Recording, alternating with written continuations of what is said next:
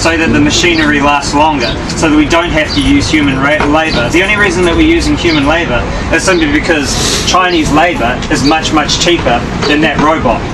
But like I said before, what does it cost to build that robot? It takes human creativity, in which case people are more than happy to be creative free from a lot of artists and so forth that I've met.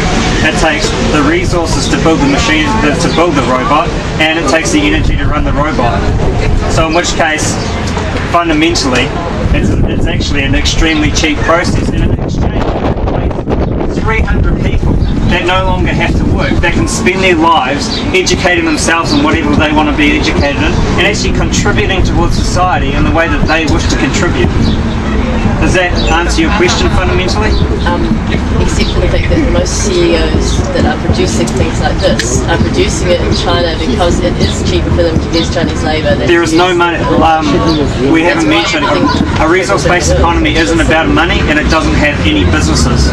All it has is basically a system where everyone is trying to educate everyone else and try to develop the best goods that we've never ever seen before, sort of thing. The best cell phone, etc., etc., etc. I wanted to talk about goods like things like cell phones, digital cameras, and any other sort of electronics like, you know, like a TV or a computer or something. But I'd imagine it in this world, a place like a library. You know, in a library you go there and you borrow a book. Well, in a place like this, it's going to be just like a library. You go there, you borrow a digital camera, and they say, look, here's a digital camera. It's going to basically serve all the needs that you want. We'll upgrade you to a better one that has more facilities and stuff. And so a community library can have all of these electronic things. So you can just go there and acquire it, use it for the task you want, and then return it. The other problem too with this ownership concept we have at the moment is that when you're finished with an item, it ends up in your garage somewhere or in a storage unit, and nobody gets to use it. So it becomes owning things become a liability. So having a community library would resolve a lot of that for all sorts of things. You want to mention, I spoke to you before about zeitgeist, zeitgeist. So you've got community this information from the same thing, or may not have. Fundamentally, I believe that all three of us are actually given this presentation to get this entire idea. Initially from two movies, Zeitgeist of Denim and Zeitgeist Moving Forward. The guy who created the original idea is a guy called John Fresco. He's now 94 years old, I believe. 95. Last year he did a world tour to every single country to explain what a resource-based economy is. The movies are free to watch online. They probably explain a resource-based economy far better than we do right here. I just want to actually see a show of hands of people who are starting to catch on as to what we're actually talking about, and if it makes sense. Oh, I'm so happy. I thought we were just completely lost. You know that concept of having an object library that isn't about toys, which is already happening in a lot of places, is actually happening within transition towns groups at the moment. There are actually tool libraries and tool. There's men's sheds that are doing tool shares. I personally should get, and that is actually the start of a resource-based economy in my opinion. That's how we start heading towards that transition, as we start looking at, what do we own? I own a tent. Do I use the tent very often? No. Then I'm just going to offer it to anyone else to use the tent. As long as it comes back in good condition, everything's cool. That is, to me, personally, the start of a resource-based economy. We're heading in that direction. Yes, Ron. You may have brought these two matters up. Two questions. One is, this seems to me is a special kind of cooperative. You may like to comment on that. Another point is, this needs measuring in some way, doesn't it? For example, nowadays we talk about ecological footprints, carbon footprints, green stars for building and so on. Will there be something like that involved? I should just mention to you that this resource-based economy is the application of the scientific method to social concerns. That means it is the scientific method that's going to be applied to the problems and decision-making that's in society. At the moment we have opinions of politicians who make decisions, but with this system there would be we would be monitoring all of the status of the entire globe, the watertight system all at once, and we can work out the most optimum distribution of resources based on the survey of the environment that we have. That's your That's question. quite a job for scientists. We have a lot of motivated scientists around the world, don't we? And it's better than building the latest weapon to go and bomb another country. And not just that, but with people not working, we will have more scientists, I promise you. There's a lot of people that want to be scientists, but at the moment they can't afford the degree or whichever, or they have job uncertainty sort of thing, as to whether they're going to get a job from doing that. Back in the 1960s, a degree guaranteed you a job. Now, we're not so sure, a degree doesn't really anymore. So, and making education free and making an abundance of everything, you'll find that people will want to actually understand science. The reason that I want to understand science is because I understand that there's a bunch of laws that operate in this world, and those laws can be well explained by science. So the better that I understand science, the better I am at making decisions about this planet and about my life to better this entire world. Isn't that up to the level of science at the moment? Because science will become forward with you understanding as well. Yeah, absolutely. Can you briefly describe the science community? I can go for it. I'll have you go. You go. Okay. The scientific method is essentially the best method that we've come up with so far as humans to understand our world and to make predictions from our world and to try to better ourselves. make predictions. It is the biggest and best tool so far for human innovation. It's you know, we have science to thank for basically any of our technology that we're using even right now. Sorry? Yeah, nuclear bombs, unfortunately. But the scientific method is basically you make an observation. We've been doing this for millions of years. For example, make an observation.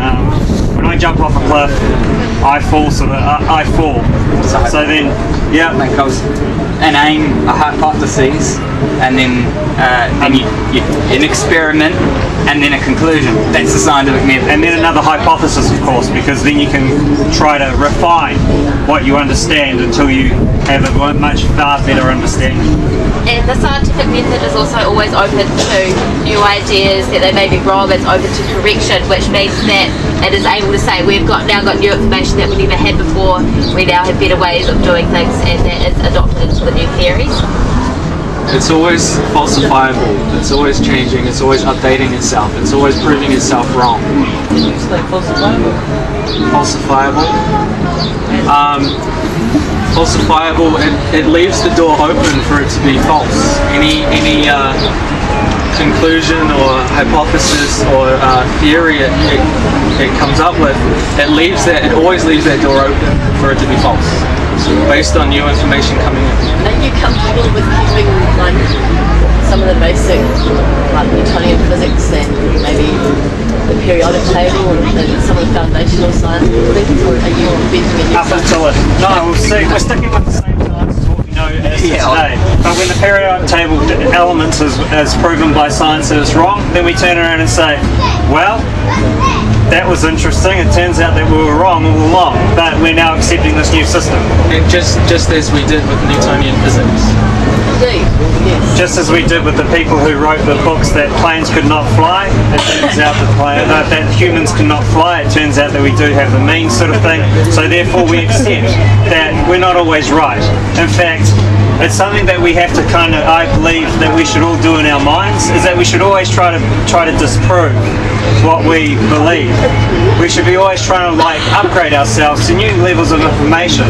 I love being proved wrong, and the reason I love being proved wrong is because I actually reach a new level of understanding, which improves who I actually am.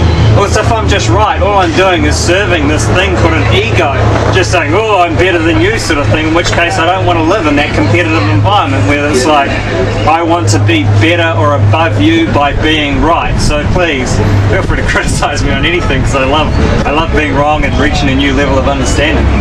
So just to get clarity, falsifiable means it can be tested against reality?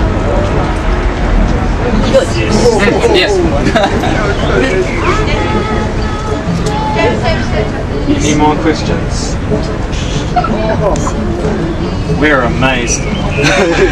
We either did a really good job or everyone's really confused. That was a good job. The thing that's come up in the media more recently is evidence-based. This is a term used by Sir Peter Gluckman in the Prime Minister's office, Prime Minister's Science Advisor. So policies he would suggest should be evidence-based, which is pretty close to what you're saying. Well, basically to prove that smoking doesn't cause cancer, and he might be employed for 40 years, but because he's employed by the smoking companies, because money is his priority, he can prove that he can, well, not prove that smoking causes cancer, like for as long as he wants, sort of thing.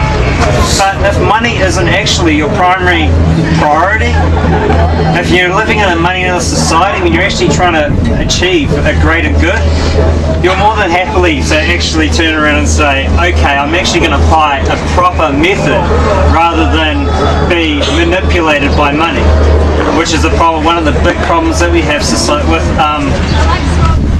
climate change, for example. There's a lot of scientists and so forth that say whether it is or isn't, and you find that a lot of them are funded by oil barons and things like that. So money makes us lie, you know? Like the lamp example before, you can get a better one down the street. Well, that means that my lamp shop's going to go kaput. Well, we need to test against reality. The wind is rising, and Martin needs to take his team down and take away before it collapses. Right, so maybe we need to wrap up a bit. Yeah, cool. Thanks, We everyone. should definitely carry this conversation though, because whilst I don't 100%, personally I would say, I don't 100% agree with everything you guys said, but it's a really good basis for a good conversation, and this is a really conversation we need to be having. What are we going to do with our future? How are we going to make it?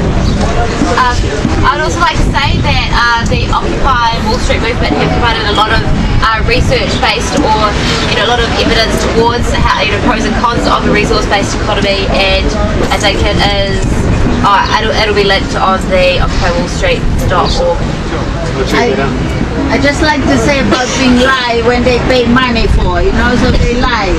This RENA was long known that there's some mechanical problem and something to do computer problem long before they left China. And I would say they think of New Zealand as a dumping ground. That's why it's right there in the oil now polluting our shore. Yeah, yeah. So there you are.